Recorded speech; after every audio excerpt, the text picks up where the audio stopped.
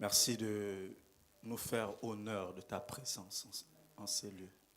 Merci de nous transformer. Merci de nous toucher ce matin. Merci parce que nous sommes rassurés que lorsque tu marches avec nous, nous ferons des exploits. Amen. Sois glorifié pour ta présence en ces lieux et que tout le peuple de Dieu dise Amen. Amen. Alléluia. Que Dieu vous bénisse ce matin. Veuillez prendre place. Merci au chantre. Que Dieu vous bénisse encore pour ces moments.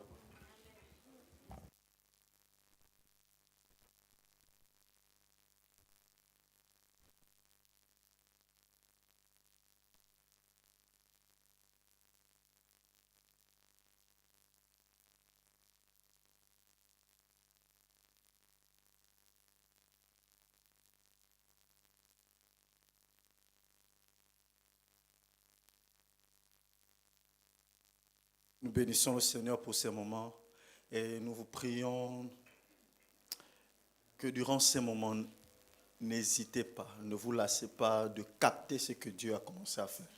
Nous bénissons la vie des chantres, nous bénissons la vie de ces merveilleux hommes et femmes de Dieu ce matin. Alléluia. Nous bénissons la vie des pasteurs qui me donnent l'occasion encore renouvelée de pouvoir me tenir devant vous. Alors que la chair est précieuse, je suis honoré à chaque fois et c'est avec beaucoup d'humilité que je me tiens devant vous. Alléluia. Alléluia. Tout à l'heure, nous avons un grand moment de célébration. Donc, ce que nous avons fait tout à l'heure ne sont que les prémices de ce que nous devons offrir à Dieu tout à l'heure à 17h. Alléluia. Alléluia. Donc, après ces moments, rentrez vite, mais sinon venez rapidement autour de 16h00. Ça commence à 17h, mais si vous venez à 17h, assurément, vous n'aurez plus de place assise parce que ce sera bondé de monde en ces lieux. Alléluia. Alléluia.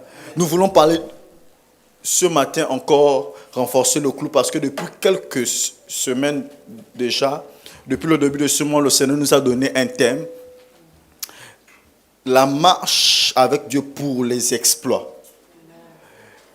Durant ce mois, nous parlons des exploits. Durant ce mois, nous parlons de marcher avec Dieu. Pourquoi marcher avec Dieu? Comment marcher avec Dieu? Ce sont des interrogations que nous nous posons. Parce que chaque fois, tout le temps, nous disons que nous marchons avec Dieu. Mais réellement, c'est quoi marcher avec Dieu? Quelles sont les implications de la marche avec Dieu? Quels sont les préalables pour marcher d'abord avec Dieu?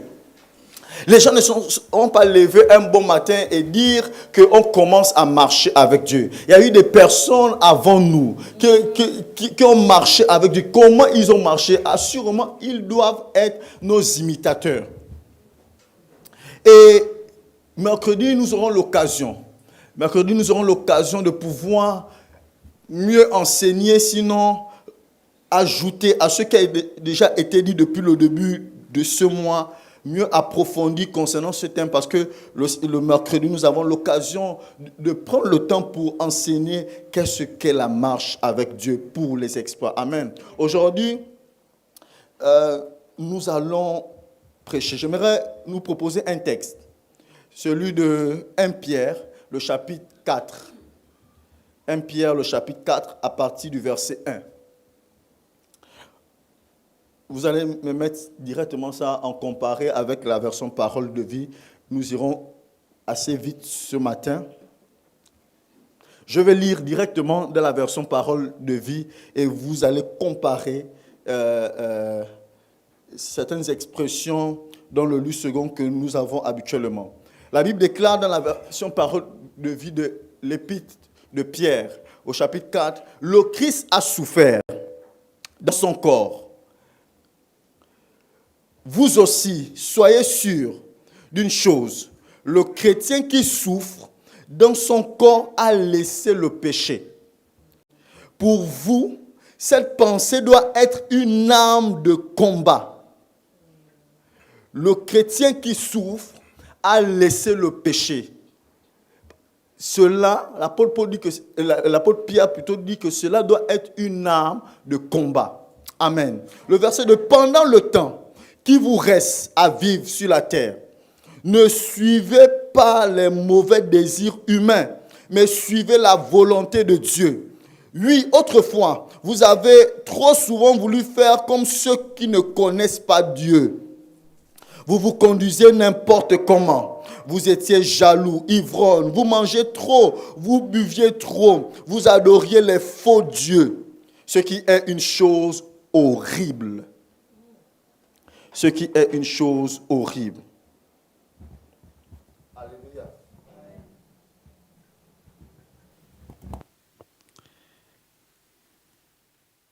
Alléluia.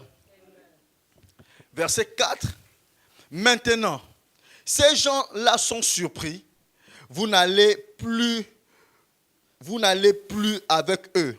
Vous ne participez plus à leur vie qui déborde d'actions honteuses et ils vous insultent. À cause de quoi?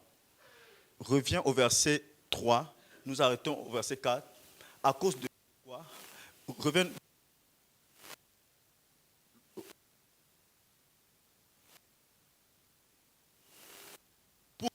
Insulte, parce que dans la version du second, afin de vivre non plus selon les convoitises des hommes, mais selon la volonté de Dieu, pendant le temps qui lui reste à vivre dans la chair, verset 3. C'est assez, en effet, d'avoir dans le passé accompli la volonté des païens en marchant dans la dissolution. Le verset 4 nous explique que parce qu'ils refusent de marcher quoi? Dans la dissolution. Parce qu'ils ont décidé d'emprunter un chemin contraire à ce que les autres habituellement font. Lorsque le but de mon message ce matin, c'est de permettre à ceux qu'à la fin de ce culte, on puisse vous haïr. On peut vous haïr pourquoi? Pas parce que vous aurez fait quelque chose de mal, mais parce que vous aurez décidé de marcher autrement que ce que les hommes de ce monde vous proposent. Que ce que la chair vous propose. La Bible dit qu'au verset 4 dans la version parole de vie, ils ont décidé de ne plus marcher comme les autres. Le but de ce mois, c'est de permettre à ceux qu'on vous trouve étranges. Je ne sais pas à qui je parle, mais je pense à quelqu'un qu'on va te trouver étrange lorsque tu auras décidé de marcher avec Dieu. Parce qu'il est impossible de marcher avec Dieu sans pourtant créer la suspicion, sans pourtant que l'on dise que tu as commencé à appartenir à des cercles bizarres. Parce que ici, l'apôtre Pierre connaît mieux le contexte. C'est un monde d'apostasie. Et ce monde nous propose des choses. Ce monde nous suggère que c'est possible d'apprendre, mais tu peux aussi un peu tricher. Ce monde vous dit que c'est possible de pouvoir travailler, mais il faut que tu puisses accepter tous les compromis. Ce monde vous dit que pour être béni, il faudrait que tu puisses sacrifier quelqu'un. C'est ce que le monde nous propose. Le monde nous propose, tu peux avoir ton Dieu, mais tu peux aller danser. Le monde nous propose, écoutez ce que Pierre dit au verset 3.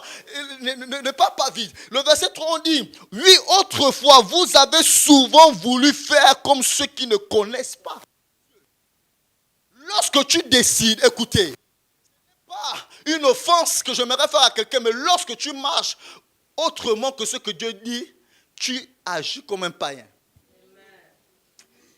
Et l'apôtre dit, il dit, autrefois, vous avez trop souvent voulu faire comme ceux qui ne connaissent pas Dieu. Marcher avec Dieu et de pouvoir faire comme tout le monde, ce n'est pas possible. La marche avec Dieu, elle est singulière, elle doit être distinguée. Elle doit créer le trouble autour de toi. Il dit, oui, autrefois, vous avez trop souvent voulu faire comme ceux qui ne connaissent pas Dieu. Le problème, c'est que nous sommes des chrétiens, disons, marchant avec Dieu, mais on fait des choses comme tout le monde. Il propose quelques-uns, la liste n'est pas exhaustive, mais il dit, vous conduisez n'importe comment. Mais c'est étrange de marcher avec Dieu, marcher avec le Saint-Esprit, mais se comporter n'importe comment. C'est absurde de tu dis tu marches avec Dieu, mais tu te comportes n'importe comment. Tu viens à l'église n'importe comment. Tu viens aux heures que tu veux. Tu te réveilles à l'heure que tu veux. Tu décides de donner l'offrande lorsque tu veux. Tu décides de donner la lorsque tu veux. Tu décides de pouvoir prier lorsque tu veux. Tu décides de vouloir jeûner lorsque tu veux m'écouter. À la montagne, lorsque Moïse marchait avec Dieu, la Bible dit que c'est Dieu qui a convoqué Moïse à la montagne. Moïse ne s'est pas décidé. Moïse a sûrement été fatigué. Mais Dieu a convoqué Moïse. Il sortait de quelque part. Il sortait de la traversée. Ils avaient fui. Mais Dieu décide que Moïse n'est pas fini. Monte d'abord. Des sacrifices. Voilà pourquoi j'aimerais introduire cet enseignement, sinon cette prédication, en vous disant que lorsque tu décides de marcher avec Dieu, ça va nécessiter que l'on puisse t'insulter, on puisse t'haïr, on puisse te trouver d'étrange, on puisse te trouver de quelqu'un d'ambigu. Tu aurais décidé de marcher avec Dieu. Mais lorsque tu te conformes encore, voilà pourquoi l'apôtre Paul dit ne vous conformez pas aux sept personnes. Lorsque tu te conformes, lorsque tu n'arrives pas à créer autour de toi une distinction, lorsqu'on n'arrive pas à savoir si réellement tu es chrétien ou tu es... Mais la Bible dit que tu te comportes n'importe comment et tu marches comme un païen. Aujourd'hui, on dit à l'église que l'on juge les personnes lorsque elles traduisent un comportement qui n'est pas du tout en conformité avec Dieu.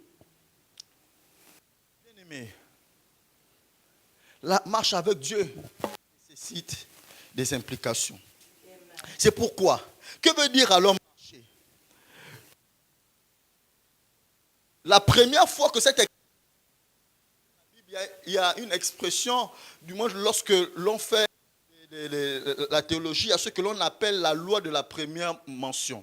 Ça veut dire que lorsque un mot est employé pour la première fois dans un contexte, c'est ce mot-là qui fait foi, pas ce que l'on décide de vouloir faire à nouveau. Donc lorsque on veut orienter un peuple, lorsqu'on veut orienter une vie, on a besoin de connaître la loi de la première mention, aller chercher les origines. Que voulait dire ce mot lorsque Dieu l'a employé dans la Bible? Voilà pourquoi la première fois que cette expression a été employée, lorsqu'on a dit que quelqu'un marchait avec Dieu, c'est dans Genèse, le chapitre 5, le verset 22, le livre des commencements. C'est là-bas où nous voulons connaître qu'est-ce que ça veut dire marcher, qu'est-ce que cela implique. La Bible déclare, Enoch, après la naissance de Méthusélah, marcha avec Dieu 300 ans et il engendra des fils et des filles. Lorsque j'étais en train de préparer ces temps, j'étais surpris que Enoch est l'une des personnes qui n'a pas fait de grandes choses dans la Bible, mais qui fait partie des héros de la foi. Que Hébreux 6. Voilà pourquoi mercredi, nous allons parler du personnage d'Enoch, de la marche d'Enoch, pour vivre les exploits surnaturels. Qu'est-ce qui a fait en sorte que Enoch était distingué de tous? L'on va comprendre ça. Je nous suggère d'être là mercredi. La Bible dit qu'Enoch, donc, après la naissance de Méthusélah, marcha avec Dieu. Qu'est-ce que ça veut dire marcha ou marcher? L'expression ici, c'est l'expression hébraïque ou hébreu qui veut dire alak. Alak veut dire venir.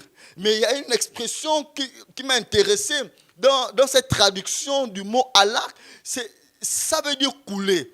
Et l'expression alak, lorsqu'on traduit, lorsqu'on dit que dans le jardin d'Éden, il y avait 4 fleuves. Et parmi ces fleuves, il y avait un fleuve qui coulait. Ici, l'expression couler a été traduite par alak.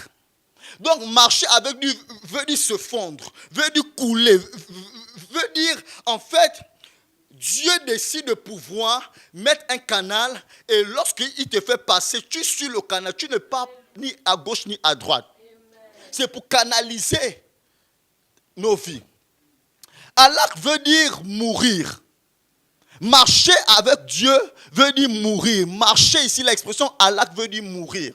Lorsque tu décides de marcher avec Dieu, tu décides de mourir. Tu ne meurs pas physiquement, mais tu décides de mourir en toi-même. Tu décides de tuer ta volonté. Ici, donc, l'expression, lorsqu'on disait que Enoch marcha avec Dieu, ici, la traduction, on disait Enoch, après la naissance de Méthusélah, Enoch décida de mourir en lui-même. Décidé de mourir en lui-même. 300 ans. Donc, pendant 300 ans, Enoch a décidé de ne pas se conformer. Pendant 300 ans qu'il a marché avec Dieu, Enoch a décidé de tuer son moi, de tuer sa personnalité. Halak aussi est traduit en hébreu comme vivre. Mais vivre quoi? Vivre d'une manière conforme. L'expression hébraïque ici. Halak aussi renvoie au fait d'avancer, le fait aussi de se mouvoir. Donc, quelque chose, lorsque la Bible veut traduire l'expression marcher avec Dieu, dans le contexte biblique, on fait allusion à un individu dont Dieu est le centre de tout. Lorsque la Bible traduit l'expression marcher avec Dieu, on veut dire que c'est un individu qui a pris la résolution de mettre Dieu au centre de tout. Mettre Dieu au centre de ton mariage, mettre Dieu au centre de tes affaires, mettre Dieu au centre de tes amis, mettre Dieu au centre de tes choix, de tes décisions. Mettre Dieu, même lorsque tu as envie d'aller chez le boutiquier, mettre Dieu, en fait, tu cherches la volonté de Dieu. Est-ce que ça te plaît d'y aller? Mets Dieu, même lorsque un exercice te semble facile, mets Dieu au centre de tout. À la volonté de Dieu. Marcher avec Dieu dans l'expression biblique, lorsqu'on traduit, cela signifie vivre en obéissance à sa parole et selon le plan divin de Dieu. Selon son plan divin. Donc, lorsque la Bible traduit cette expression, ou elle va expliquer dans le dictionnaire biblique, cela renvoie au fait, premièrement, de comprendre qu'il faudrait que tu mettes Dieu au centre de tout. De positionner Dieu au centre de tout. Le vrai test, bien aimé, se présente lorsque nous avons des choix à faire. Marcher avec Dieu, c'est trop facile de dire qu'on marche avec Dieu. C'est trop facile au moment, durant ces temps, de dire qu'on marche avec Dieu. C'est trop facile d'être à l'église et de crier que je marche avec Dieu. Mais le vrai test de la marche, on va le voir mercredi. Enoch était dans un contexte d'apostasie. Lorsque tu décides, lorsqu'on dit le test de la marche avec Dieu se résume lorsqu'on devra faire un test. Voilà pourquoi ici l'apôtre Pierre, ici dans l'épître de Pierre, on nous dit que autrefois, voici comment vous marchez. Donc ici l'apôtre Pierre dit il faudrait que vous fassiez un choix entre le fait d'adorer des faux dieux, entre le fait de pouvoir vivre n'importe comment et de pouvoir marcher dans la volonté de Dieu.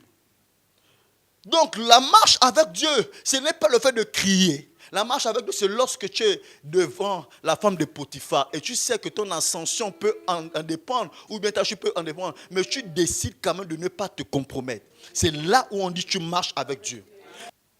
Marcher avec Dieu nécessite de pouvoir établir un choix. Lorsque tu sais qu'il ne te reste plus que 100 francs et quelqu'un vient te demander parce qu'il en a besoin sérieusement, tu décides de pouvoir donner ça. Marcher avec Dieu nécessite que tu passes par le test du choix. Lorsque tu sens que tu es face à la personne t'a insulté, t'a injurié, mais toi tu décides d'aimer cette personne. Tu décides de ne pas outrager cette personne. La Bible déclare que Jésus s'est repris dans l'évangile, mais c'est David qui dit, il m'a formé un corps pour faire sa volonté. La marcher avec Dieu nécessite que Dieu t'a formé un corps pour opérer un choix judicieux dans ta vie sur terre. Le choix judicieux. Allons-nous nous compromettre ou obéir? Marcher avec Dieu nécessite de se poser cette question. Vas-tu te compromettre lorsque la tentation arrive ou bien tu vas décider d'obéir? Lorsque tu te rends compte que tu dois répondre à l'appel de Dieu en venant à l'église, tu n'as que 200 francs, tu ne sais pas comment tu vas rentrer, mais tu décides quand même, non, tu sens que le Saint-Esprit te dit, va communier avec moi. Mais tu décides quand même de venir et de pouvoir attendre l'ongori parce que tu dois venir adorer Dieu. Et tu ne sais pas comment tu vas rentrer. Mais lorsque tu décides d'opérer le choix de rester chez toi, tu ne marches pas avec Dieu. Ce n'est pas possible. Ce n'est pas possible. Marcher avec Dieu veut dire vivre en obéissance à sa parole et selon son plan. Amen.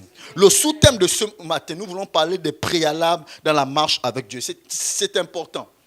Alléluia. Rapidement, nous allons voir quelques préalables qui font en sorte que nous pouvons détecter de marcher avec Dieu, qui font en sorte que l'on puisse arriver à marcher avec Dieu. Alléluia. Dis à ton voisin préalable. Amen. Le texte que le Seigneur, ou l'un des textes que le Seigneur nous a donné, j'en ai lu un. Le second texte, c'est Psaume, le chapitre 60, le verset 14. Il nous a dit, avec Dieu, nous ferons des exploits. Il va de soi, lorsque vous lisez ce texte, que c'est inévitable, que c'est avec Dieu que nous faisons des exploits. Et voilà pourquoi, ce que j'aimerais développer rapidement en 20 minutes, c'est de pouvoir comprendre que mais Dieu a dit que c'est inévitable, c'est lorsque nous sommes avec lui que nous faisons des exploits. Ça veut dire que tu le veuilles ou pas, ta bénédiction, tes exploits dépendent du fait d'être avec Dieu, de marcher avec Dieu. Donc, en fait, la solution, Dieu est un médecin qui prescrit des éléments préventifs avant que la maladie ne puisse arriver. Dieu est un Dieu particulier parce qu'il nous donne la solution à tous nos problèmes contenus dans sa parole. Il nous dit que si on veut faire des exploits, si on veut expérimenter, soyons avec lui. Mais nous avons dit en introduction que marcher avec Dieu va nécessiter que tu fasses des choix. Et tous les jours de ta vie, tu vas être confronté au théorème du choix. Amen. Nous comprenons tout de suite que Dieu nous promet des exploits lorsque nous sommes avec lui. Ça revient donc à faire une autocritique de nous-mêmes durant ces temps. Est-ce que je marche avec Dieu? Pourquoi ma vie est fade? Pourquoi je ne marche pas? Est-ce que c'est une question d'église? Bien aimé, il y avait quelqu'un dans la Bible que l'on appelait Judas. Judas marchait avec Jésus, mais Judas a fait le choix de trahir Jésus. Ce n'est pas une question d'église, ce n'est pas une question du pasteur que tu as, ce n'est pas une question du mari que tu as ou de la femme que tu as, ce n'est pas une question de l'enfant que tu as, c'est une question du choix que tu opères pour faire les exploits. Judas était avec le meilleur pasteur, Judas était avec le meilleur enseignant, Judas était avec le meilleur employeur, mais Judas a fait le choix de trahir Jésus. Il n'a pas patienté l'esprit pour les exploits. Donc ce n'est pas une question d'église. Beaucoup de gens fuient des églises, beaucoup de gens fuient des environnements, beaucoup de gens, c'est trop facile d'accuser le voisin, c'est trop facile d'accuser le pasteur. Il n'a pas l'onction, telle personne n'a pas l'onction. Mon mari ne me donne pas ceci, ma femme ne me donne pas ceci. C'est trop facile. Mais est-ce que tu marches avec Dieu? C'est ça la vraie question. That is the question. Ça, il faudrait que l'on se pose la question, est-ce qu'on marche avec Dieu? C'est trop facile de dire qu'on ne me visite pas. Est-ce que tu marches avec Dieu? C'est trop facile d'accuser. C'est la théorie des personnes lâches en réalité. C'est la théorie des personnes faciles. On accuse facilement l'autre, mais on ne sait pas. On n'a pas fait une autocritique. Voilà pourquoi mon but ce matin, c'est que l'on fasse une autocritique de nous. Que tu fasses une autocritique de toi-même. Pourquoi ta vie est fade? Pourquoi tu n'expérimentes pas ce que tu es censé expérimenter? Pourquoi la prophétie que l'on a libérée sur ta vie depuis longtemps ne s'accomplit pas? Est-ce que c'est parce que la prophétie n'est pas vraie? Non. C'est parce que, assurément, il y a des domaines, tu ne marches pas avec Dieu. Tu as fait le choix de la facilité. Bien aimé, nous sommes dans un temps où on doit payer le prix. Ainsi, nous pouvons nous demander comment marcher avec Dieu. Qu'est-ce qui montre que nous marchons avec Dieu? Bien entendu, nous avons la réponse.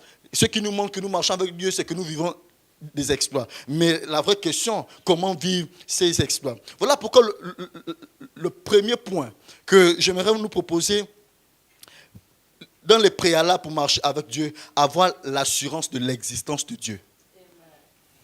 La première chose que j'aimerais nous proposer, c'est que lorsque tu décides de vouloir marcher avec Dieu ou comment marcher avec Dieu, tu dois être sûr de l'existence de Dieu. Ça semble nous choquer, mais en réalité, c'est trop facile. Je nous propose rapidement un texte. Hébreux le chapitre 11, le verset 6. Or, sans la foi, il est impossible de lui être agréable. Car il faut que celui qui s'approche de Dieu croit que Dieu existe. Amen. Et qu'il est le rémunérateur de ceux qui le cherchent. Ici, ce texte nous dit que il faut que celui qui s'approche, le tout, c'est pas de venir à l'église. Le tout, c'est d'être sûr que Dieu, dans ta vie, existe, ou Dieu existe en ces lieux. Si tu doutes de ça, tu ne vas pas expérimenter les exploits. Il dit, oh la foi, on dit, oh sans la foi, sans la persuasion, sans l'assurance, que la Bible dit, sans la foi, il est impossible de lui être agréable. Car il faut que celui qui s'approche de Dieu croit qu'il ait la conviction, qu'il soit sûr que Dieu existe. Et qu'il est le rémunérateur de ceux qui le cherchent. Exister ici est traduit par une expression. Exister veut dire que tu dois croire que Dieu est présent en ces lieux, que Dieu est arrivé en ces lieux. C'est une expression traduite en hébreu qui veut dire esti. C'est esti ou eisti. Ça veut dire que c'est être sûr, c'est être convaincu que Dieu est arrivé en ces lieux, que Dieu se trouve en ces lieux. Croire ici, on a traduit ça en disant c'est penser vrai. C'est penser ce qui est vrai. Lorsque tu dis tu crois en Dieu, c'est que tu penses que c'est vrai. Croire aussi veut dire être persuadé. Tu es persuadé, peu importe, même si les gens se comportent mal dans la présence de Dieu, toi tu es persuadé que Dieu est là. Je ne peux pas faire n'importe quoi. Même si les gens abandonnent, je ne peux pas faire n'importe quoi. À l'époque de Noé, il y avait aussi, parce qu'après Enoch, il y a aussi une autre personne qu'on a dit qui marchait avec Dieu, c'était Noé. Noé, qu'est-ce qui s'est passé avec Noé? On était toujours dans un monde d'apostasie. Il y avait le désordre, mais Noé a fait le choix de croire que Dieu s'est révélé parce qu'il doit détruire la terre. Le croire de suivre Dieu. Croire aussi veut dire donner du crédit, placer sa confiance en Dieu. Alléluia. 1 Jean, le chapitre 5, le verset 14. La Bible déclare dans 1 Jean, le chapitre 5, le verset 14, nous avons auprès de lui cette assurance que si nous demandons quelque chose selon sa volonté, il nous écoute. C'est mon épouse qui m'avait, pendant que je crois elle dirigeait ici, j'avais compris ce texte-là autrement. Et je me suis rendu compte que parfois on prie, mais on ne se rend pas compte, on n'est pas sûr que Dieu nous écoute. La Bible dit que la solution à la prière, il dit, nous avons auprès de lui cette assurance, cette conviction, cette persuasion, que si nous demandons quelque chose selon sa volonté, il nous écoute. Si tu demandes, si tu es sûr que lorsque tu demandes, tu fais cette demande à ton père ou à ton voisin, donne-moi ce stylo. Si tu es sûr de cela et que tu sais que ça concorde avec la volonté de Dieu, avec le principe de Dieu, la Bible déclare que premièrement, il nous écoute. Le problème, c'est que le diable, la première chose qu'il veut tuer en chacun, c'est l'assurance. C'est la capacité de croire que Dieu d'abord nous écoute. C'est facile lorsqu'on prie une fois, on prie deux fois, on prie trois fois, on ne voit rien. Mais est-ce que tu es d'abord sûr que Dieu t'écoute?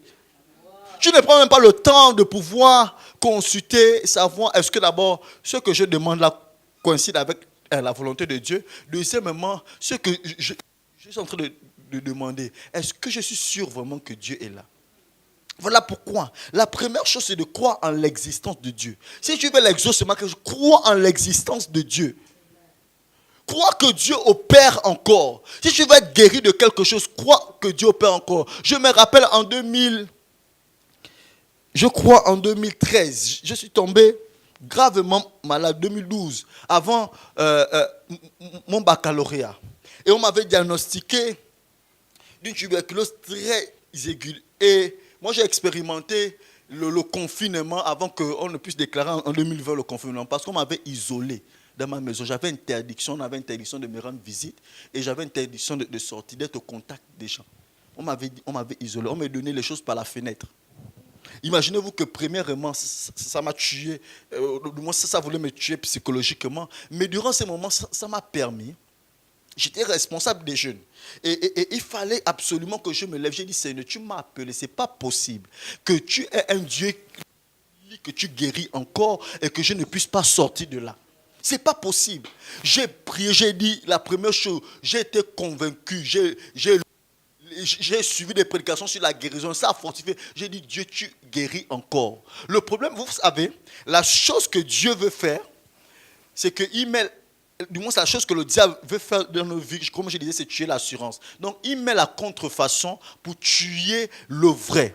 Il va mettre des personnes qui opèrent des guérisons fausses pour nous faire croire que la guérison ne vient pas de lui. Voilà pourquoi lorsque quelqu'un guérit maintenant, on se pose la question, est-ce que réellement ça va nous? Même toi-même, à qui toi-même, tu sais que tu as expérimenté la guérison, tu sais que tu avais une douleur avant d'arriver, mais toi-même, tu te poses encore la question, est-ce que vraiment je suis guéri? C'est la première chose que le diable veut faire et c'est la première chose que la chair veut faire. La chair veut tuer notre assurance, notre confiance en Dieu. Et donc, j'ai prié, j'ai d'abord pensé sur l'incrédulité constante. J'ai soigné ma pensée. Dieu a soigné ma pensée. Et donc, peu importe ce qui se passe, je crois que Dieu est capable de faire. Dieu est capable de tout. Dieu est capable de tout, peu importe la chose. Je ne sais pas ce que tu cherches. Je ne sais pas ce que tu veux. Mais tu as besoin d'abord de restituer Dieu au centre. Tu as besoin d'abord d'être sûr que Dieu existe. Dans ce domaine, il est capable de faire toutes choses. Je crois qu'il y a cela quelques semaines, Dieu nous a posé une question dans le texte d'Ésaïe. Qu'est-ce que je ne peux pas faire? Ésaïe 40. Il dit, la preuve, est-ce qu'il y a quelque chose qui m'est impossible? Rien. Lorsque tu commences à te poser cette question, tu te dis que rien n'est impossible à Dieu. Voilà pourquoi nous devons avoir cette assurance.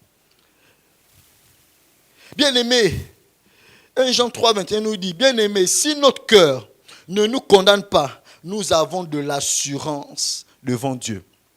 Si notre cœur ne nous condamne pas lorsque nous sommes dans une situation, c'est que ça démontre que nous avons de l'assurance devant Dieu. Voilà pourquoi je parle à quelqu'un qui a chuté.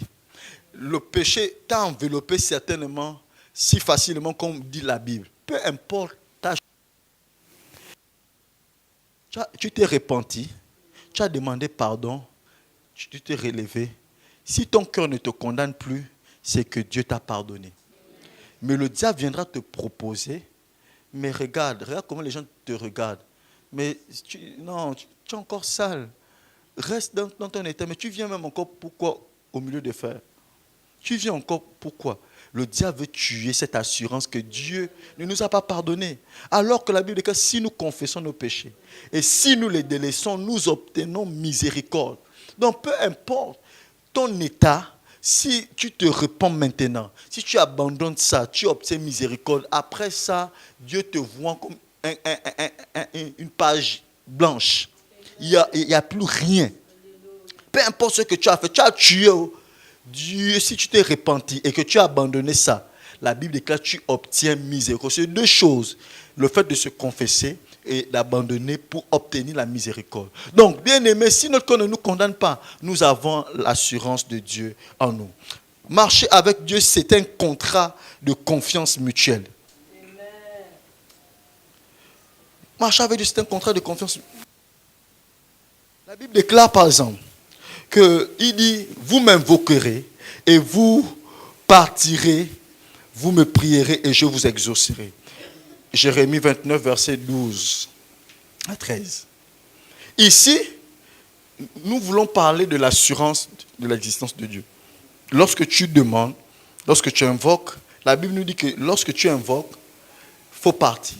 Il dit, vous m'invoquerez et vous partirez. Vous me prierez et je vous exaucerai.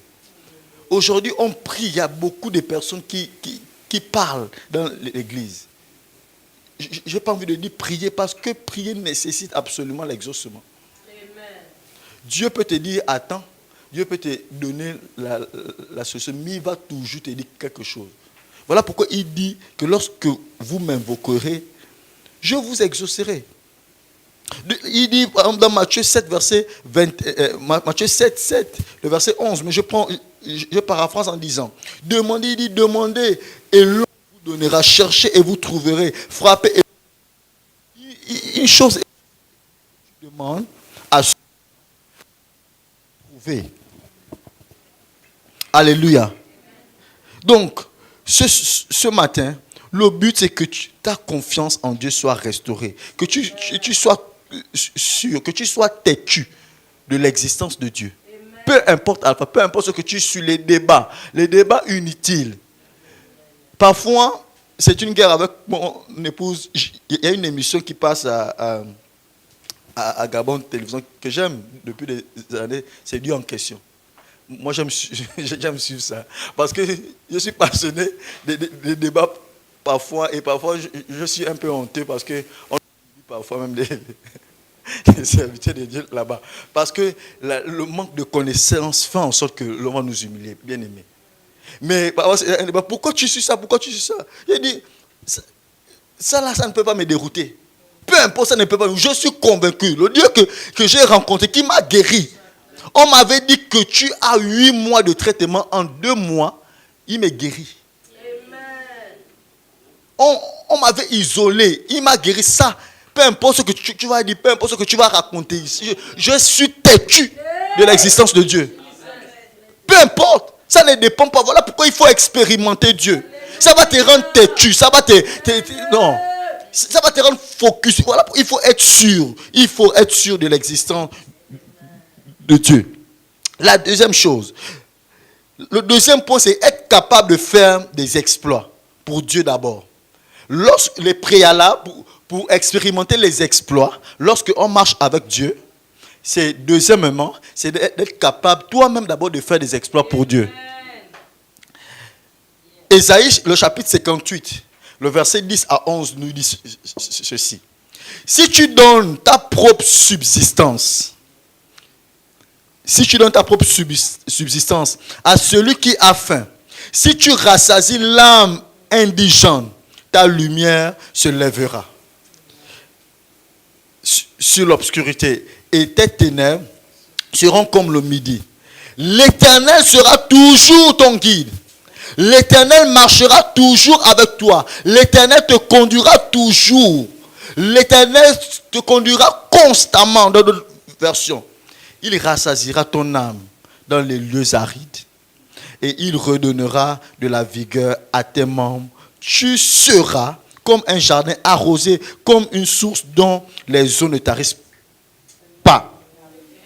Lorsque vous lisez le verset 10, la condition, parce que ce qui arrive au verset 11, le fait que tu seras conduit par Dieu, Dieu va arroser ton jardin, tu vas expérimenter des choses. On dit, verset 10, si tu donnes ta propre subsistance, si tu es capable de te priver, si tu es capable de faire de l'extrême pour Dieu, si tu es capable d'être extrémiste pour Dieu, il va te faire expérimenter l'extrémité. Je ne sais pas comment il faut dire ça. Il va te faire expérimenter quelque chose de grand si tu es capable de faire quelque chose de grand pour lui. Mais bien aimé, on veut des exploits. Tu as donné quoi à Dieu qu'on a vu? Que Dieu lui-même a senti que cet enfant-là pour me donner ça. On a dit que Abraham est père. Père. Il est père parce que il a donné quelque chose. Il a proposé à Dieu quelque chose d'extrême. Son fils, son héritier. Et vous croyez que Dieu ne va pas faire vivre à Abraham les exploits? Ici, ce texte nous dit, si tu donnes ta propre subsistance, ça veut dire que s'il te reste seulement ce téléphone.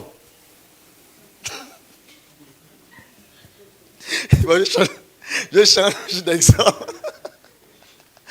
Bon, d'autres savent pourquoi je ris. Si te reste seulement cette seule chaussure,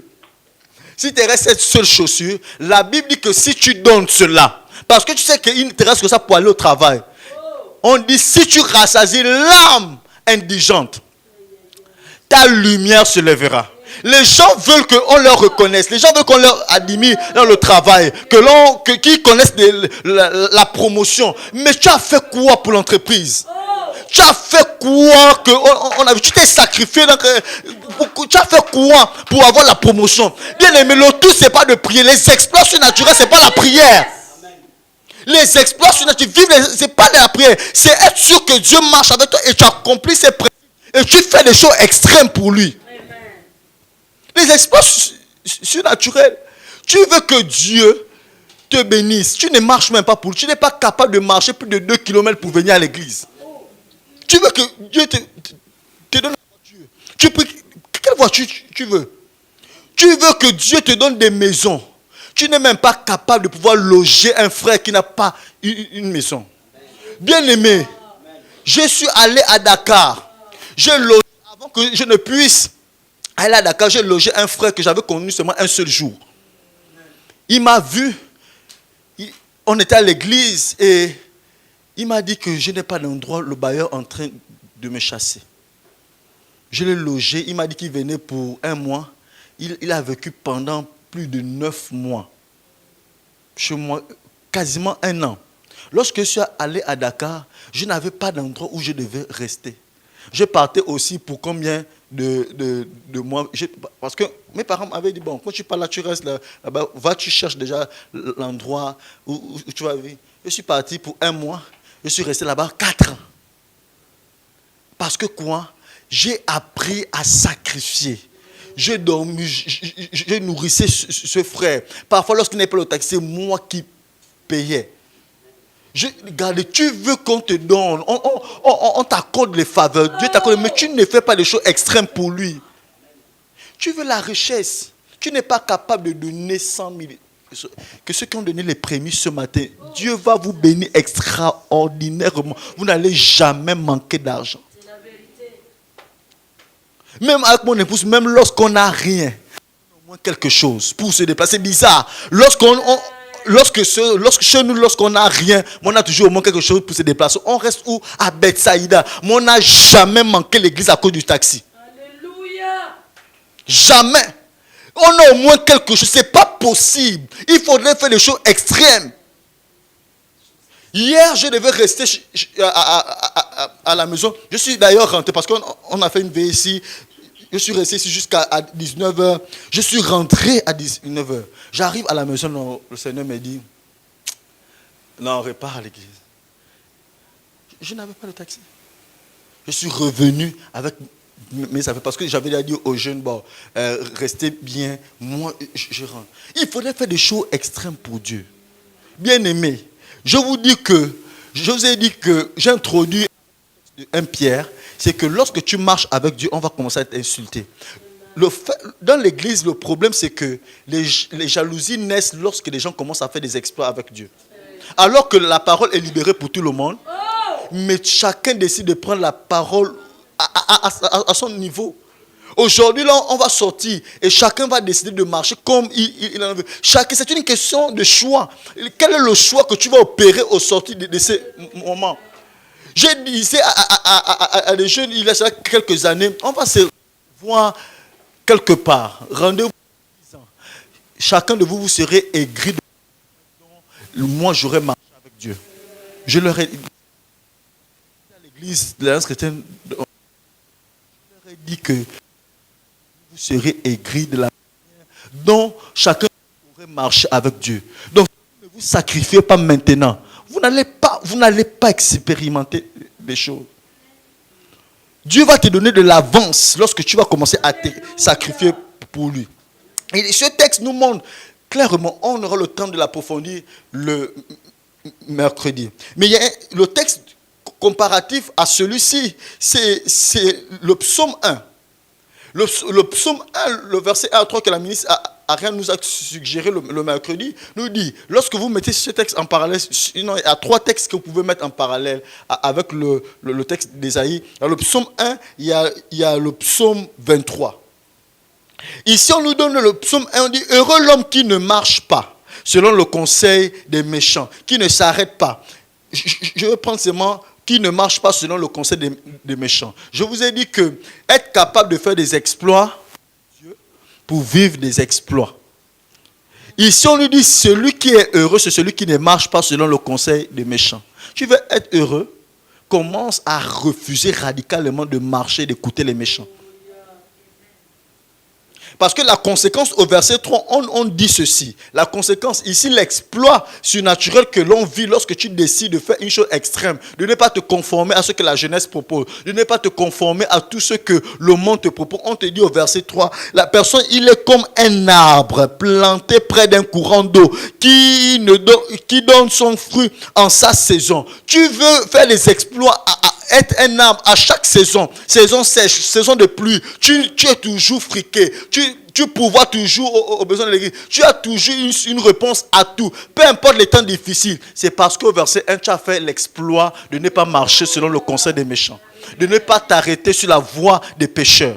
Je vous ai dit que le seul moyen de faire des exploits, c'est de faire des exploits d'abord personnels.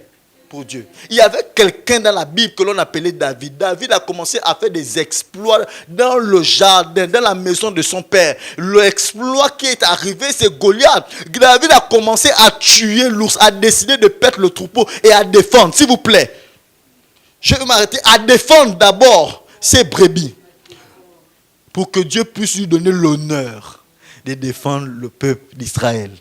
Bien aimé, j'annonce à quelqu'un que lorsque tu vas décider de défendre cette église dans la prière, je ne sais pas qui je m'adresse à quelqu'un. Lorsque tu vas décider de défendre ta maison dans la prière, Dieu va t'accorder la possibilité de défendre la nation. Dieu va t'exposer à défendre la nation.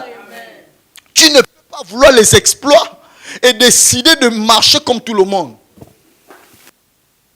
Le dernier point que je nous suggère, c'est la troisième chose, les prières là pour marcher avec Dieu. Lorsque tu décides de marcher avec Dieu, il faudrait que tu sois un imitateur.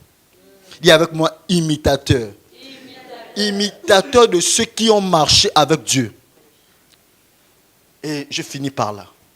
Bien-aimé, la Bible dit,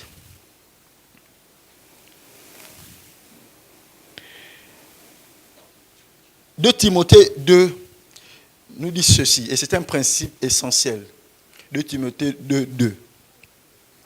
Et ce que tu as entendu de moi, en présence de beaucoup de témoins, confie-le à des hommes fidèles qui soient capables de l'enseigner aussi à d'autres.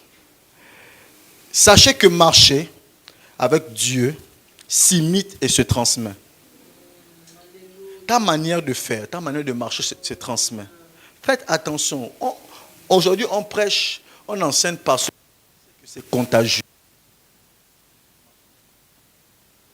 Contaminer les autres avec ta marche. Ici, une chose, un principe, que pour transmettre la marche, premièrement, c'est que tu dois être capable de trouver des hommes fidèles, des hommes de paix. Des hommes qui sont capables d'accepter. Avec lui. Ce n'est pas à dire que nous soyons par nous-mêmes capables de concevoir quelque chose comme venant de nous-mêmes. Notre capacité, au contraire, vient de Dieu. 2 Corinthiens 3, verset 5. Marcher avec Dieu ou transmettre la marche avec Dieu, ce n'est pas que tu sois capable de le faire de toi-même. Au contraire, ici l'apôtre Paul dit, au contraire, cela me vient de Dieu. Les principes de la transmission de la marche avec Dieu résident dans ce texte de Philippiens 4, 8. Nous allons voir 4 éléments rapidement. La Bible dit que ce que vous avez appris, ce que vous avez reçu et entendu de moi, et que vous avez vu en moi, pratiquez-le et le Dieu de paix sera avec vous. Le Dieu de paix marchera lui-même avec vous. La première chose, Philippiens, par la bouche de l'apôtre Paul nous dit que la manière de transmettre la marche avec Dieu, c'est premièrement ce que vous avez appris.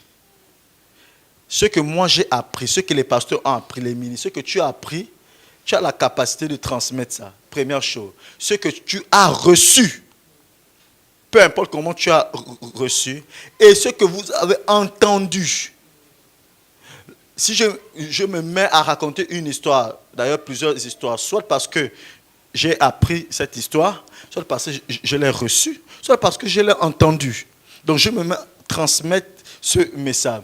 Et que vous avez vu en moi. Donc la marche avec Dieu nécessite 4 choses, 4 éléments assez précieux. Le fait que tu sois capable de te laisser enseigner, donc accepter d'apprendre, tu peux marcher avec Dieu. La solution, le préalable, c'est que sois enseignable. Accepte l'enseignement, accepte d'apprendre, accepte d'être à l'école de Dieu. La première chose. La deuxième chose, accepte de pouvoir recevoir. Parce que si tu considères la personne qui est censée être devant toi ou à côté de toi, transmet quelque chose, tu n'es pas capable de l'accepter et que tu la mets à ton niveau, tu ne vas pas recevoir, peu importe ce qu'elle a comme potentiel. La troisième chose, c'est d'accepter d'entendre. Et la quatrième chose, c'est que ce que vous, pasteur, désolé, hein? Okay. Les pasteurs, ils n'ont pas besoin de la louange ou pendant l'adoration, on doit se tenir debout.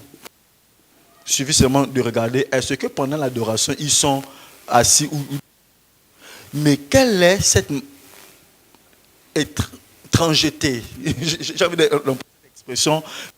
Les gens sont obligés de se fatiguer à chaque fois pour dire, levez-vous, acclamez le Seigneur. Mais ça veut dire qu'il y a une chose, pour marcher avec Dieu, ça veut dire que vous n'avez pas, on n'a pas... On n'a pas réussi à pouvoir observer. On dit que ce que vous avez vu. Donc la marche se fait premièrement par ça. La marche se fait par, ici, accepter. La marche se fait par la vue. On n'a pas besoin de te dire, voici comment tu dois marcher. Et il y a un proverbe très célèbre africain dans nos langues qui dit que lorsque tu arrives dans un village, il suffit que tu puisses observer comment les autres dansent. Et toi aussi, tu suis la même chose à l'église. Lorsque tu arrives ici, les personnes que tu dois imiter, là, on parle de la marche avec Dieu. Tu veux faire des exploits, commence à regarder comment ils se comportent, comment ils se mettent à prier. Les résultats qu'ils ont, assurément, c'est pas ça. Tu commences à voir. Aujourd'hui, on refuse, on dit on veut marcher avec Dieu, mais un Dieu qu'on ne voit pas, mais on refuse d'observer ceux qui marchent avec lui. Pour marcher avec lui. Et l'apôtre Paul a dit cela. 1 Corinthiens chapitre 4, verset 16. Je vois déjà des fils. L'apôtre Paul dit, je vous en conjure. On a l'impression que l'apôtre Paul fait quasiment un parjure en disant, je vous en conjure. Donc, soyez mes imitateurs. Mais Paul, comment tu es un homme? Comment on peut t'imiter? Sur quelle base on peut t'imiter? Donc vous voyez que la marche avec Dieu, et la marche avec Dieu s'imite par qui? Par des hommes. On ne voit pas Dieu. On marche avec Dieu. Mais si tu veux être sûr que tu marches avec Dieu, commence à imiter les hommes qui ont marché avec lui. Ou les hommes qui marchent tout le temps avec lui. L'apôtre Paul, dans un temps, il dit, soyez mes imitateurs. Vous voulez vivre les exploits que je suis en train de vivre, soyez mes imitateurs. À l'église, les gens regardent ailleurs, ils ne regardent pas aux bonnes personnes. Si tu observes quelqu'un ou tu regardes ailleurs, tu vas être en train de pouvoir imiter ce qu'il fait. Tu vas être en train de parler comme la personne. Tu n'as pas besoin de, pendant 21 jours, mets-toi à observer quelqu'un. Tu vas te mettre à parler comme la personne. Tu vas te mettre à réagir comme la personne. Lorsqu'on suit les séries, ton comportement traduit ça. Tu suis les séries à l'eau de rose. Tu vas te mettre à commettre l'impudicité tranquillement. Tu es sur le chemin de l'impudicité. Tranquille. On n'a pas besoin de sur le chemin de l'impudicité.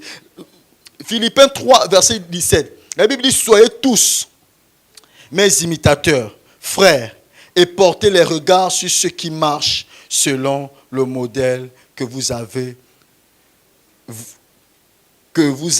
en nous. Soyez mes imitateurs. et porter les regards. Regardez ce qui marche. En conclusion, dans la nouvelle création, les exploits sont collectifs mais aussi individuels.